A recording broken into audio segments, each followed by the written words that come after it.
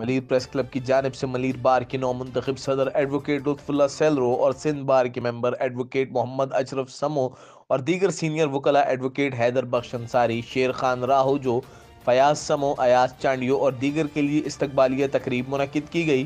اس موقع پر تقریب سے خطاب کرتے ہوئے ملیر بار کے صدر لطف اللہ سیلرو نے کہا کہ ملیر بار اور ملیر پریس کلب سے مظلوم عوام کو انصاف کی امید ہوتی ہے۔ ملیر کے صحافی اور وکیل متحد ہو کر عوام کے حقوق کی حاصلات کے لیے جدوجہد کریں گے۔ عوام کو مفت اور جلد انصاف مہیا کرنے کے لیے وکلاء کا پینل بنایا جائے گا۔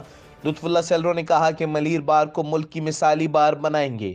اس موقع پر سینئر ایڈوکیٹ اور سندھ بار کے ممبر محمد اشرف سمو نے خطاب کرتے ہوئے کہا کہ جمہوریت کی بحالی کے لیے وکلاء اور صحافیوں کی بڑی قربانیاں ہیں۔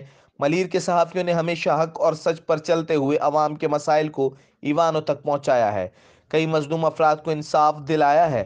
اشرف سمو نے کہا کہ سندھ بار میں ملیر سمیت سندھ بھر کے مظلوم افراد کی آواز بن کر غریب عوام کو عدالتی نظام کے ذریعے ان کے بنیادی حقوق دلانے کے لیے کوشش کرتا رہوں گا۔ اس موقع پر ملیر پریس کلب کے آرگنائزر حسن تگڑ اور آغا طارق پٹھان نے ملیر بار اور سندھ بار کے نو منتخب عہدیداران کو اجرک اور ٹوپی کے تحفے پیش کر کے مبارکباد دی اور ملیر کے مظلوم عوام کو بنیادی حقوق دلانے کے لیے مشترکہ جدوجہد کرنے کا اعلان کیا گیا۔